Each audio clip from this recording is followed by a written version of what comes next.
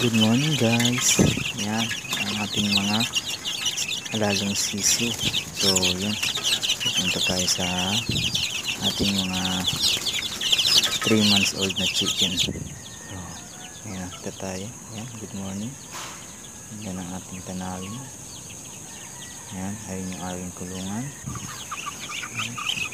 Ito yung aking mga bibi. Yan, mga manok. Nakita tayo dyan mycorrhiza. Yan sa taas. Yan ang gagamutin natin.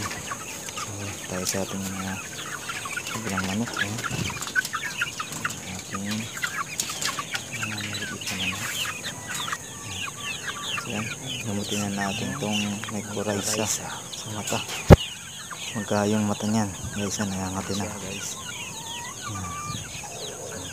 Gamutin natin yun. So ito, Tylosin. Ayan yung aking gamot para sa Coryza. Tylosin. Medyo malabo.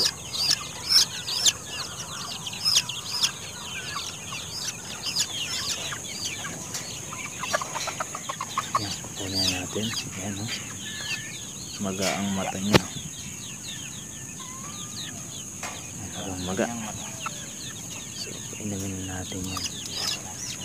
Magpapainom tayo yan, dapat wala pang kain. Umaga ng beses.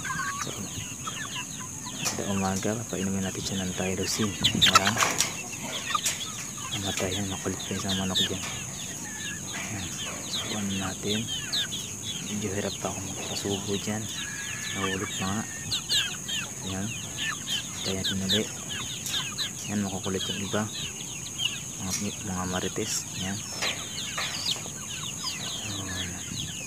kainin natin ito ng Tylosin. Yan, kainin natin. So yun, may magpapakain na tayo. So yun lang, salamat. Gamot na natin ang ating manok. Yan, ayan na sila. Yan yung ginawa kong kulungan. Medyo madami na, kaya gastos na rin sa pagkain. So yun lang. Good morning and see you. Sana nagustuhan niyo yung video natin.